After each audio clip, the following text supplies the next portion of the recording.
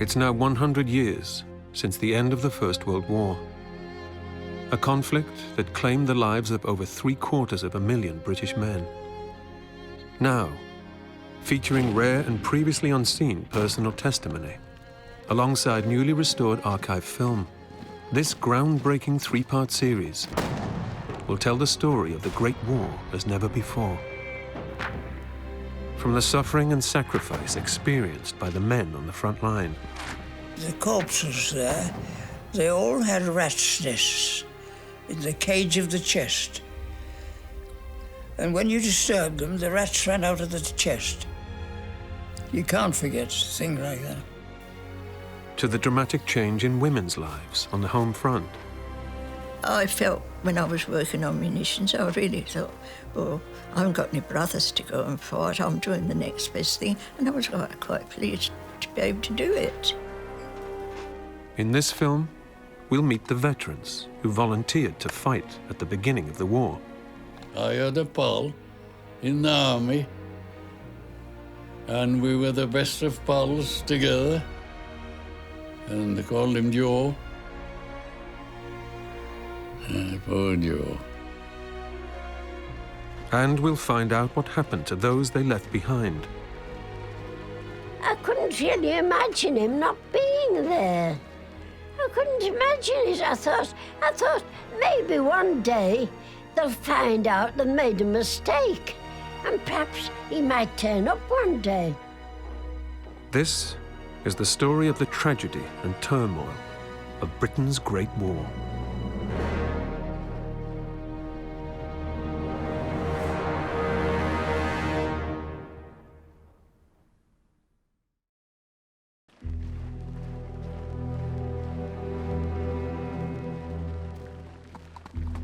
Britain declared war on Germany on the 4th of August, 1914, after the German army invaded Belgium en route to Paris.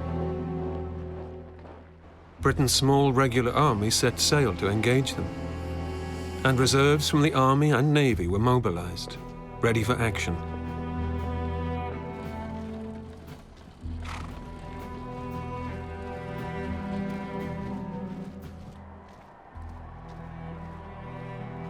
Fearing a long and bloody conflict, Secretary of State for War Lord Kitchener called for 100,000 volunteers to take up arms in a new civilian army.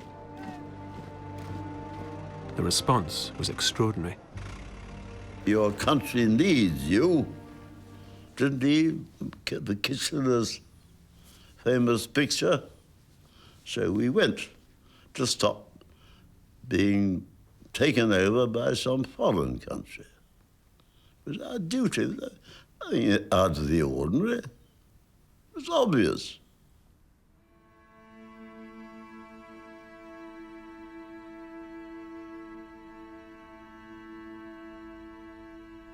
I was working with the Crystal Manufacturing Company, and this war broke out, and as a young man, it was my duty, and the duty of every young man, to go and defend it against all invaders, and to give, if necessary, our lives to do it.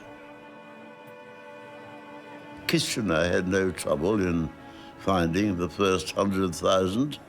Damaged you couldn't get into the ruddy army. There was such a rush to get there, to get on, and defeat the enemy, and prevent him from taking over this country.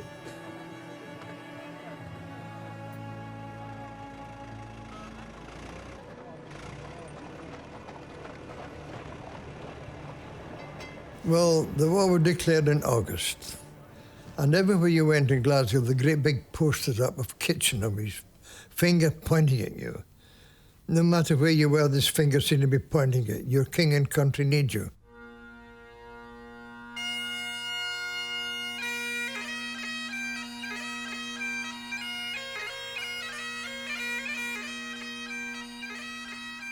I worked in an insurance office, and now and again I could hear the piper in the left, right, and I went to the window. I could see probably 200 or 300 men And the pipes always seemed to do something to rouse my enthusiasm.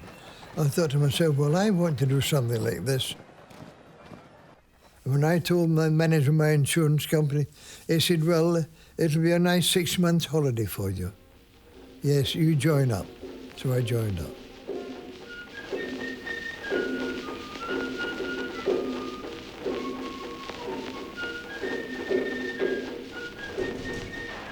I was only 15 when I joined up. I was working down a coal mine. It's a place called Rainford, just outside Ormskirk. We was about 6 men from Ormskirk who used to be on night work. And this particular night, one of the men was late. And he said, there's no work tonight, chaps. The war's breaking out tomorrow. So we've got to report to the headquarters.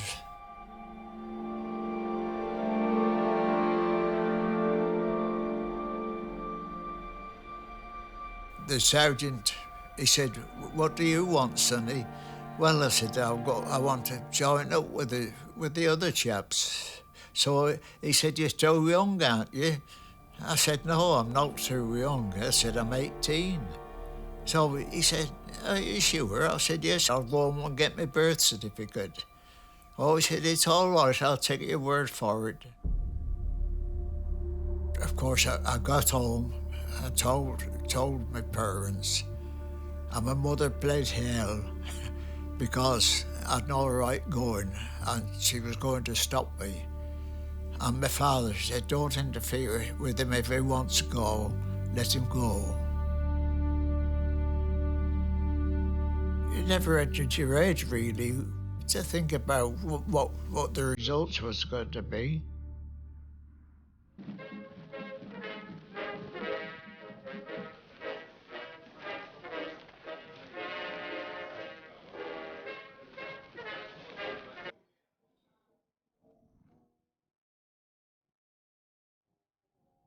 On the day the war broke out, I was just 20 years of age.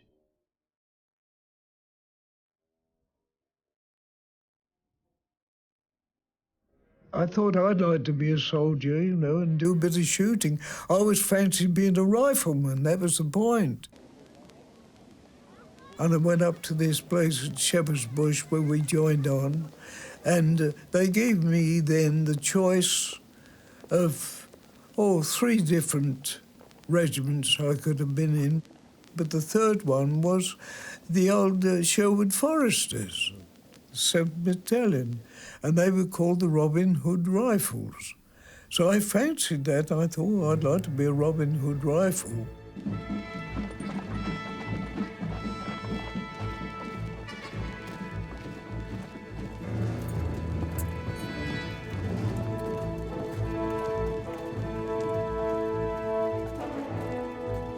Didn't understand anything about what war was like or what it was all about.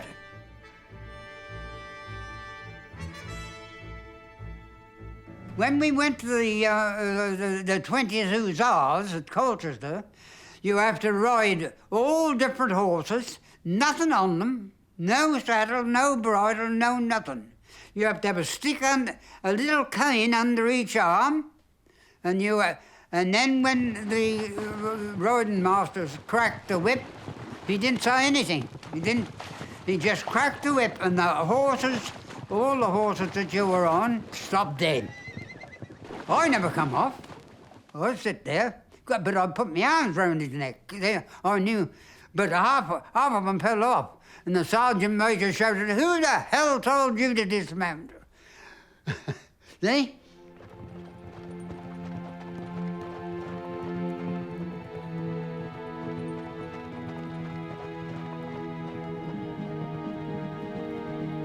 While Britain's young men rushed to volunteer, it was their loved ones at home who were left to deal with the consequences.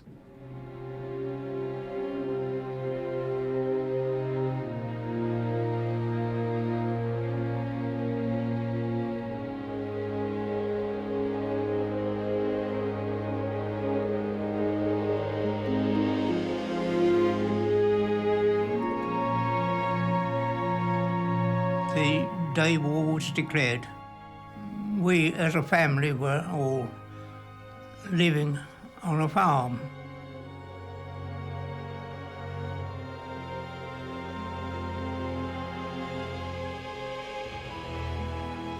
Nobody more excited than my elder brother, George.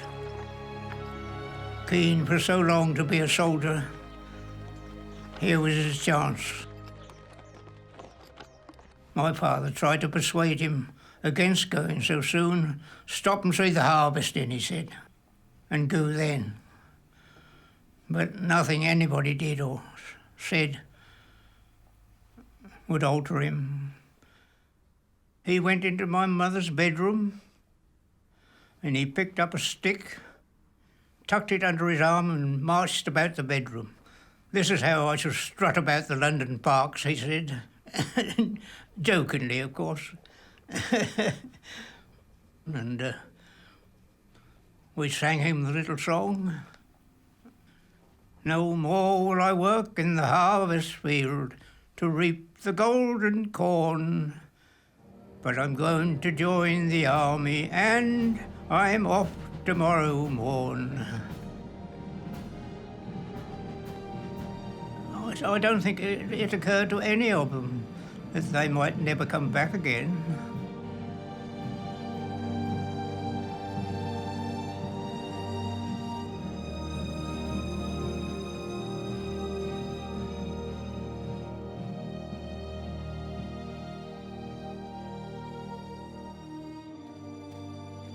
We were desperately in love with each other, thinking of him day and night, and he was me.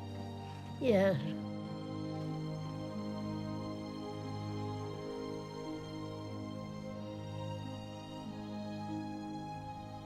We made that promise that as soon as the war was over, which was about Christmas, we'd get engaged.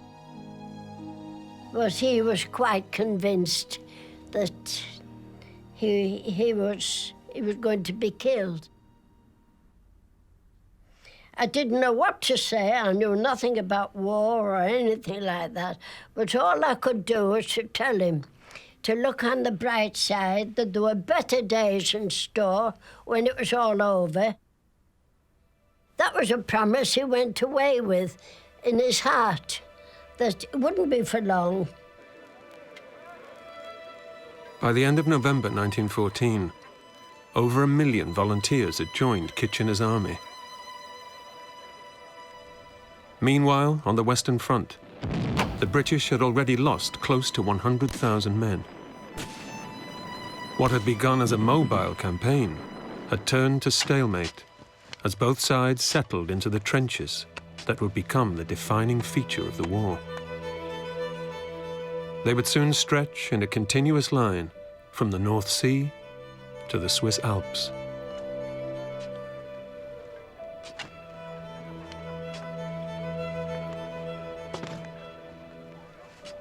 Transforming Kitchener's new recruits into fighting men, ready for the demands of trench warfare, would take training and discipline, the like of which most had never experienced before.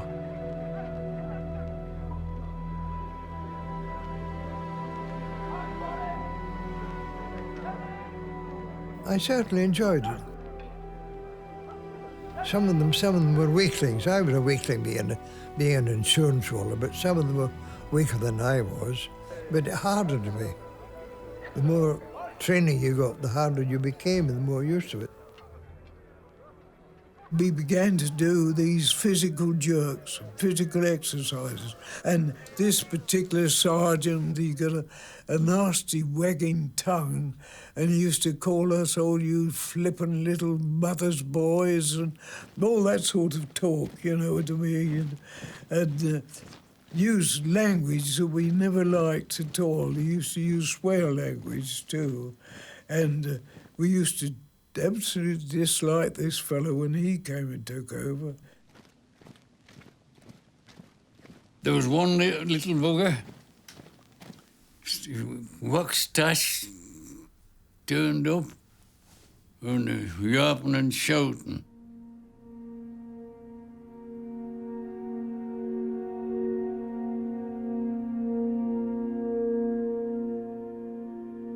And he used to call me liquor fare, because he was short too and he couldn't get little fare. And I was in one of them good humours. I never answered him. So he come up to me. Who the hell do you think you are? And I just stood. He said, I think you're a bastard. Ooh, as soon as he said that, I hit him in the mouth with that. No, I said, don't prove it.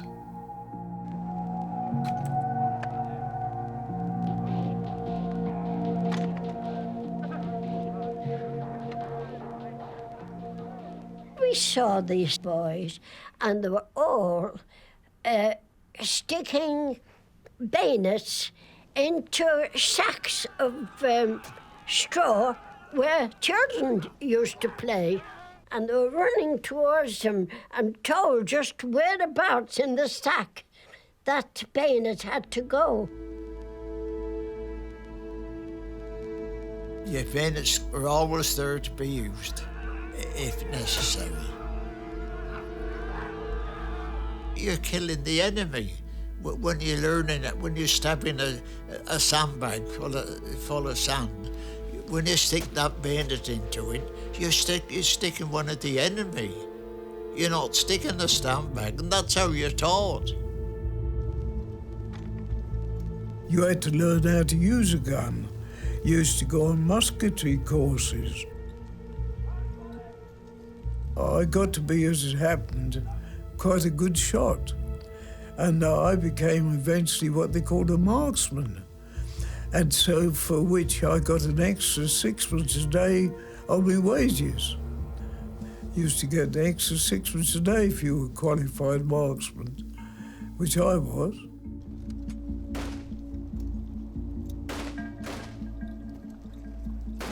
We were all, I think, very proud to be in the army, defending our country for the people to come after us.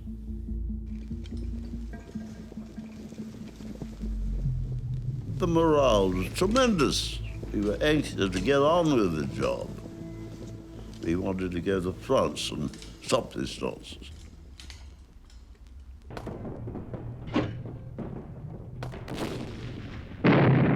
Back on the Western Front, the British Army was facing a crisis, as its artillery shells were being used faster than they could be produced.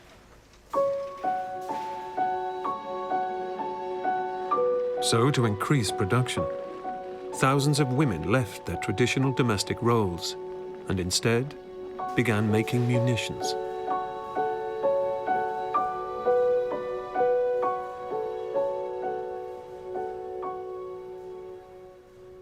Well, I had no brothers to go and fight for us. So I said to Dad, could I go and work on munitions? And he said no. And I said, oh, Dad, we haven't got anybody to go and fight for us.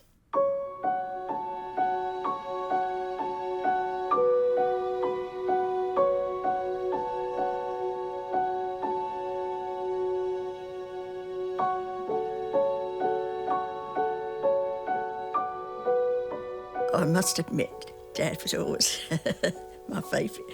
And I wheedled round him to let me go to the Labour Exchange and see if I could get work on the munitions.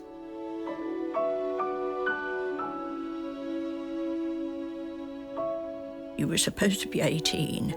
I was three or 4 months off at my 18th birthday.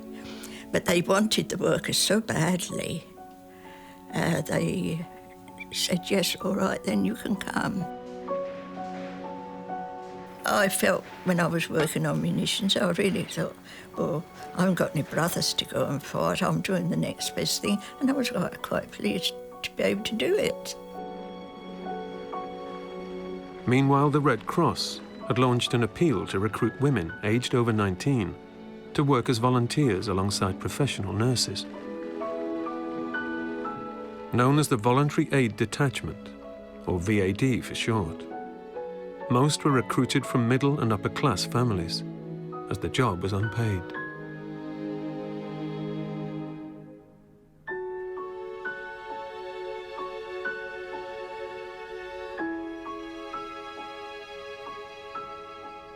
had to go up to Devonshire House to see the head of the Red Cross. He interviewed me over a double desk, and I was always very good at reading on the other side when I was sitting there. And he said, "How old are you?" So I said, 20, sir. So he said, "How old?" And I could see him now looking over the top of his glasses. I said, 20, sir. I saw him write down, age 20, apparent age 16. I said, "Now you've written it down, sir, in black and white, you can't alter it. But it isn't 16, it's 17. And he did a grin and left it as it was and passed me.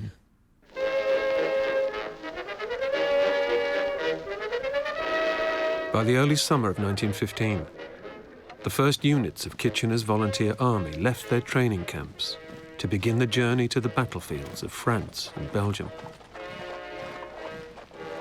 Most had never been abroad before. I thought it was great, you know, getting out of England, going to something new. That's a feeling. A lad's feeling, as you might say. It was more or less a novelty to you, you know. Oh, we've never been out of England. We've never seen out. Aye, no, that was how we felt. We certainly wanted to, you know, get out and do our bit. Because you never know what it was going to be. Whether you were going to shoot Germans or whether they were going to shoot you. You never know what the future held.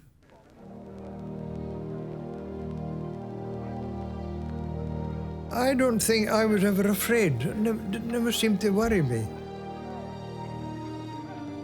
Something was happening, you wanted to see what was happening. And you were there to witness it. I never thought of being killed. Never thought of that. And I thought it'd be good fun killing somebody.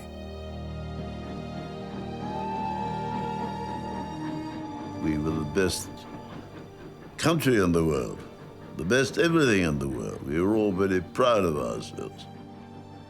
And that's why I think Kitchener had no difficulty in finding 100,000 men to go and defend it against all invaders, and to give, if necessary, our lives to do it. Joining the men on their way to the front were the nurses who'd look after them. At the beginning of the war, volunteers in the VAD weren't allowed to go overseas.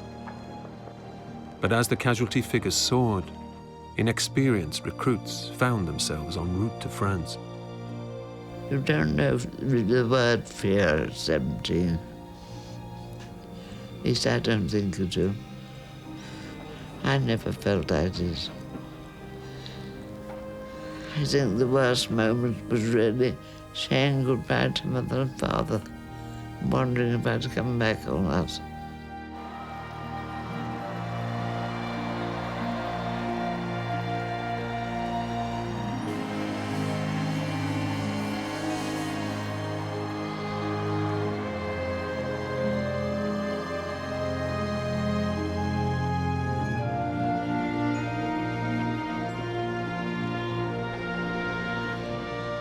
We landed at Boulogne because we had no idea where we were going to.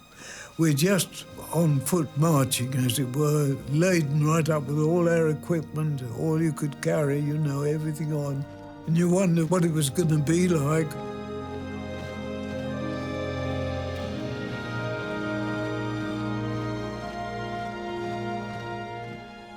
We were all happy. We'd start singing. No, there's no unhappiness about, because at that time we hadn't been in the front line trenches. We didn't know what the war really was. You could probably hear a very, very faint noise of gunfire, very, very faint. And then the nearer we got, of course, to that, then we realised what we're in against. Suddenly you begin to see the sky lighting up, flashing, flashing, flashing, and you begin to hear the noise of the guns. You know you're getting nearer, you're getting nearer. You can't help feeling butterflies in your tummy. It began to shake then. Yeah, it began to shake then a bit. The nearer we got to the front line. When you heard that noise, you began to realise that we're for it. You went up the line wondering what it was like. Will I come back? You know, all these things went through your mind. Aye. If bloody jury comes for me, I'll give him the bayonet. You know, all that went through your mind. And then, of course, you get in the front line, the first thing you want to do is where are the Germans? You put your foot up in the fire step, which might be 18 inches or 2 feet up, and somebody said, sit down, you silly bee, you'll get shot. We still wanted to look over and see where the Germans were. For the most part, life in the trenches consisted of daily routine, lack of sleep, and utterly miserable conditions.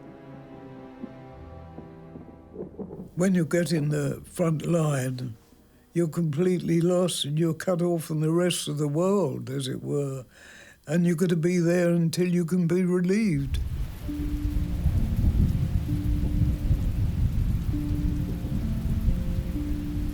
When the rain came down,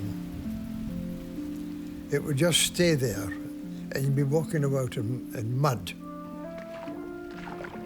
And then when that dried, you can guess the condition of your feet or your legs, particularly to those who wore a kilt.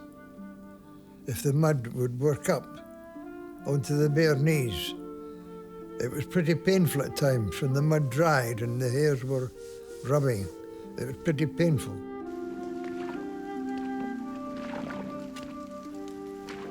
You never got a chance of a wash or a shave for several days.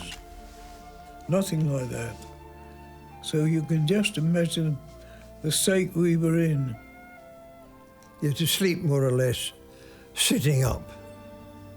You can't sleep sitting down in the mud, for instance, could you? You couldn't sleep in the mud. You're sitting on what they call a fire step. You just sit on there and doze. You couldn't lie on the ground unless it was dry weather.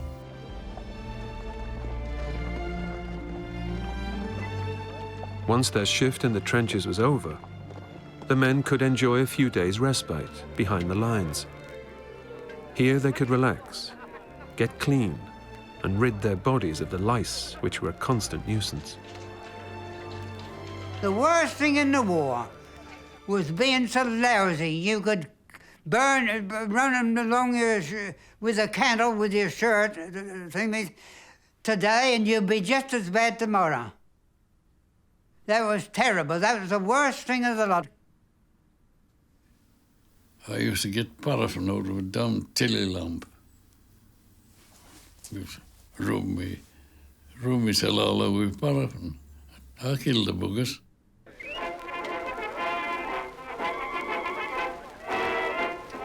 Safe behind the lines, the men often put on their own entertainment to boost morale.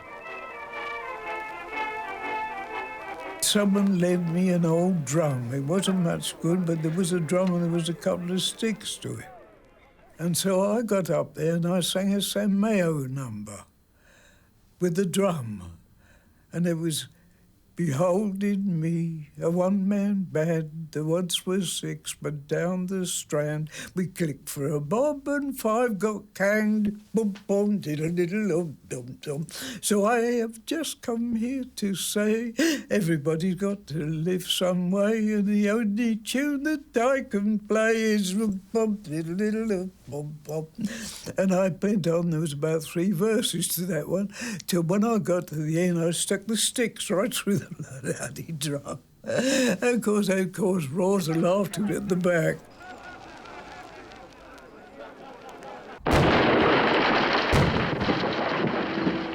But all too soon, the men were back in the trenches. where the greatest danger came from German artillery fire. The first dose of trenches I had was St. Eloy, on the right of Ypres. It was supposed to be the cushy part of the line, but still a lot of shit flew over the top just the same.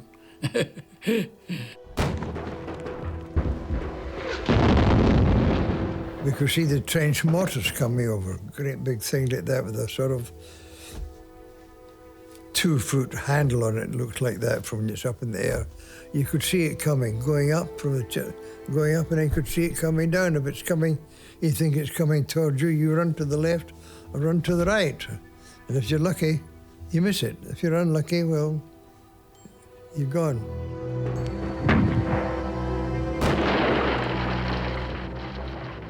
All the time you wondered whether you were going to be the next one to be killed. The padre used to say a little prayer. He said, however near, and that helped us, and that helped me, however near you are to death, there's somebody nearer. So, and that always happens in the trenches.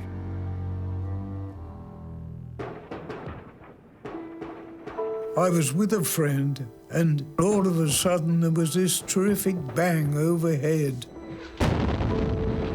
It was a terrific bang, so it must have been very near to us. And all of a sudden, of course, all the earth above us all suddenly collapsed and came right down straight on top of us. Absolutely, as we were sitting there, buried us just completely alive. It covers right in. And I knew I must have been struggling hard to breathe. I couldn't move. I couldn't move hand, foot, only my toes in my boots. How I survived on whatever breath I'd got in my body, I've no idea of that day to this. Wounded men were taken to casualty clearing stations behind the lines for treatment. Here, inexperienced volunteer nurses worked alongside their professional colleagues, dealing with the terrible injuries caused by bullets and shrapnel. You were called the dirty nurse, and you had to do all the mucky things. And they just amputated the leg, and they put it in a bucket. And I had to take the wretched leg away in a bucket down to the incinerator. I didn't like it. You've no idea what a leg weighs when it's once amputated. I had to like that, with the foot sticking up like that, all the way down to the incinerator. I didn't enjoy that at all.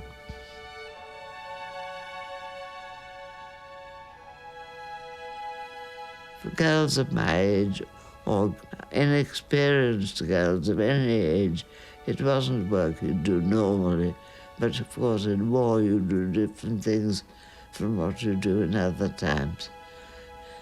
You just carry on as soon as you can. For the men on the front line, who lived with the constant threat of death, camaraderie was vital to morale, and close bonds of friendship were formed in the trenches. Well, they were all, where do you come from? What did you do? What did you work at? Any cigarettes? You got a light, you got a gasper? And they're all friendly. You married? No. Any girls? Oh, yes, half a dozen. Yes. Yes, very friendly. I had a pal in the army, and we were the best of pals together. And they called him Joe. Oh, he's a grand lad. We had our ups and downs between us, but still we were always good pals with one another. We helped one another. Aye. What I had was his, what he had was mine. If he had no writing paper and wanted to write a letter and I had it, he got it, or a pen. We were all like that. Aye. The ritual of writing and receiving letters was one of the few treats the men had to look forward to. Around 2 billion letters were delivered by the British Army Postal Service over the course of the war. Letters raised the spirits, and a reassuring note from a sweetheart could ease the pain of separation. I used to write letters to him and tell him that I missed him an awful lot, and I wish that he was a bit nearer so I could see more of him. I'd always tell him that I wouldn't look at anybody else while he was away, and that I'd wait for him. I'd wait for him to eternity. As long as ever it was necessary, I would wait for him. I said to him, just think of the future and us.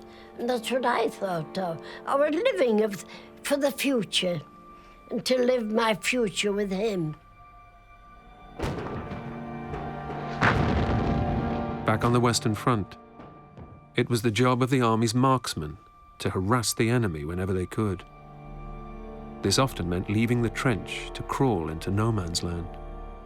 You had a camouflage hood made of this big wooden thing with all light green leaves with holes in the front so you could see.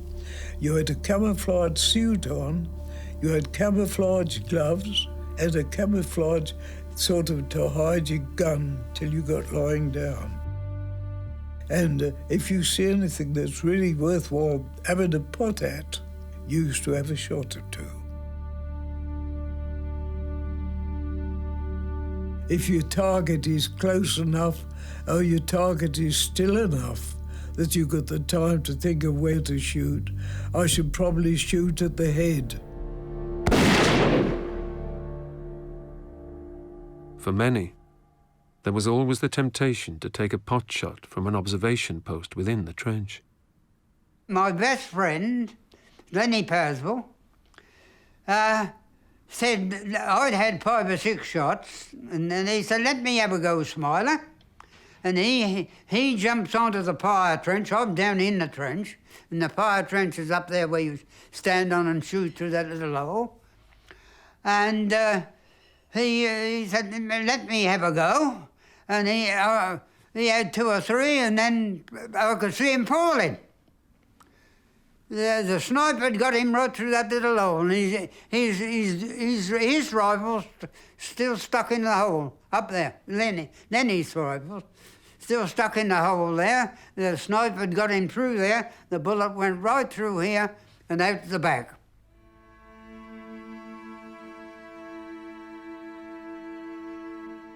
They'd finished me as far as that go. So, you know what I mean? I had got 2 or 3 other good mates, but Lenny, I never really forgot it. Not to this day.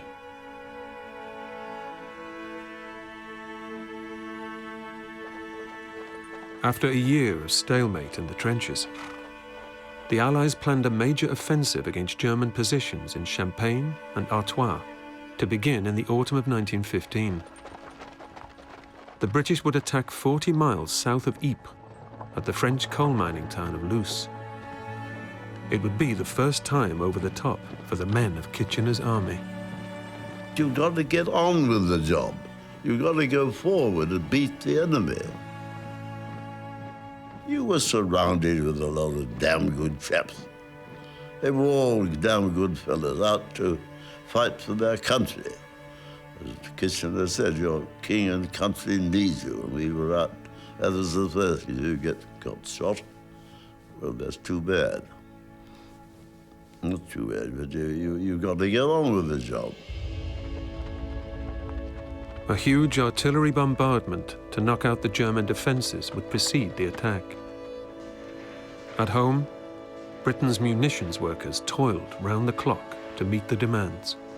12-hour shift each time.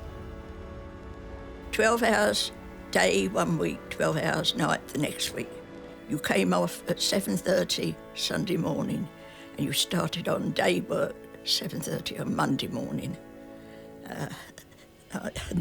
Week in, week out. I had never stayed up all night in my life when I started on night work. I never thought I'd go through that shift. But I did. Like everything else, it's surprising what you can do when you've got to.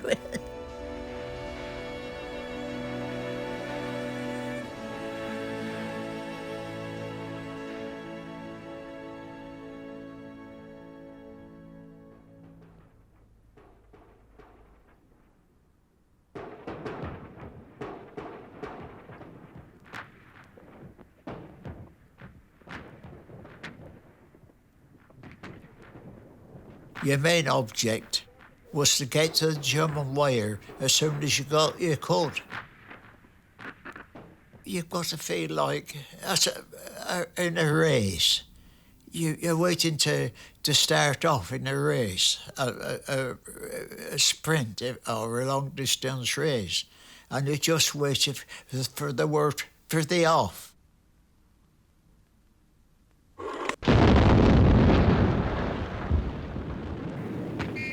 At 6:30 a.m., the men went over the top, under a barrage of artillery fire. I was that near to one of the guns that it burst my ear because the air drum, it bled. It bled, and they had to pack it with cotton wool. So I went over the top with me already wounded. The Battle of Loos was the 25th September. Well, I was afraid then. You get the word advance, and you advance. You're not on the parade ground when you're over the front. The parade ground, you've got to be so many inches away from each other. But when you're going over the top, you can't measure that. Some can run faster than the others. You didn't do anything bloody daft. You know, I'm a British army, and that style, you didn't do that. You went over very quietly. Well, there's a bit of shelter, you took it. Aye. Aye. As the men moved forward, it became apparent that the bombardment had failed to destroy the German defences. It's not a nice experience to see neighbours, if you like to call it, neighbours falling by your side.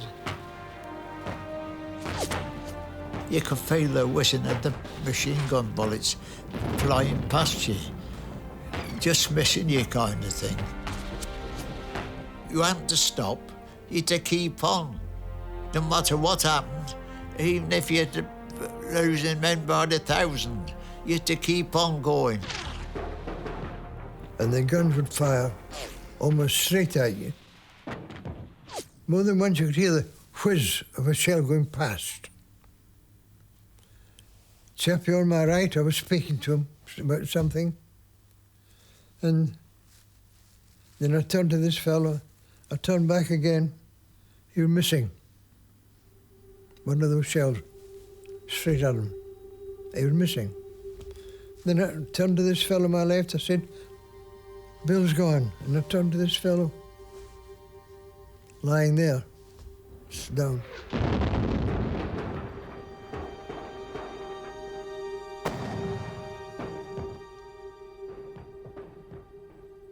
The shell burst and it was shrapnel flying all over. I knew what had happened, and down he went and groaned. If I'd had time to do it, to lift his head up and try to talk to him, that's what I would have tried to do. But no good. He had to keep going. Either that or he'll get trampled on.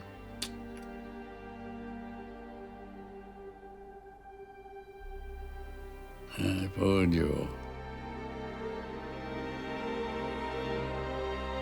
We've not even said so long to one another.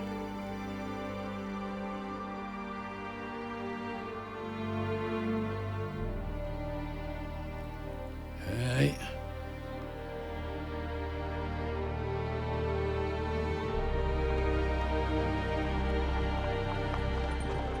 By the end of the battle, British casualty figures totaled over 50,000 men.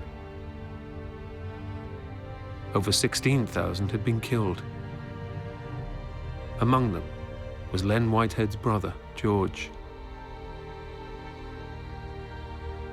The first we knew of it, of his being killed, was a pal of his who joined up at much the same time, wrote to my mother, "Dear Mrs. Whitehead, I am writing to tell you your son George has been killed."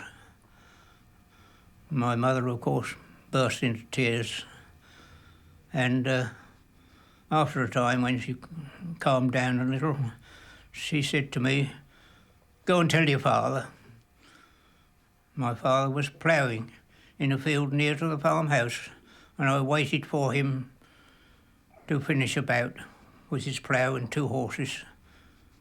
"George has been killed," I told him. And he didn't answer, but left his horses all steaming in the mild late October weather, and we walked back in silence to the house.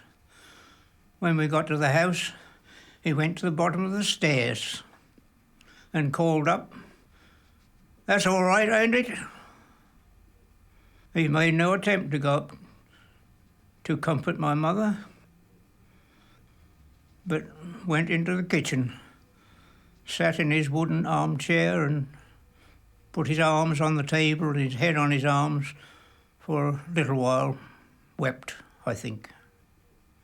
Then he went back to his ploughing.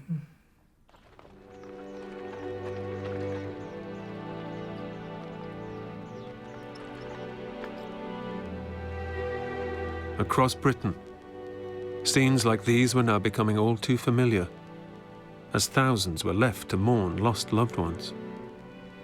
And with no body to bury, it was hard for some to accept that those dearest to them would not be coming home. I was working at Palace Hotel, Buxton, a little housemaid, and one of the porters came up with this letter from the War Office. When I saw it, my heart sank a little bit. I thought it must be something very, very important. And I thought if it was a letter from Ted, it would be an ordinary, it would be a smaller affair, a soldier's one. But this one looked quite important. When I opened it, it was to say that they regretted to tell me that Ted had been killed. The letters from me were found on his body, and that's why they could find out where I was, you see. I couldn't really imagine him not being there. I couldn't imagine it. I thought maybe one day they'll find out they made a mistake, and perhaps he might turn up one day. I couldn't imagine life without him. I couldn't. But it dawned on me after a while, but stayed with me for years. Years after.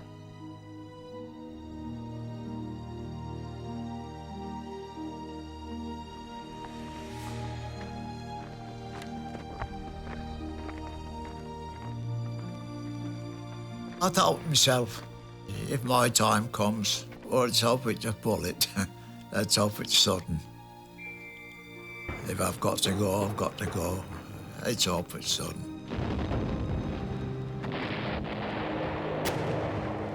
We were able to see the infantry going forward. In some cases, they didn't get very far. They were just wiped out.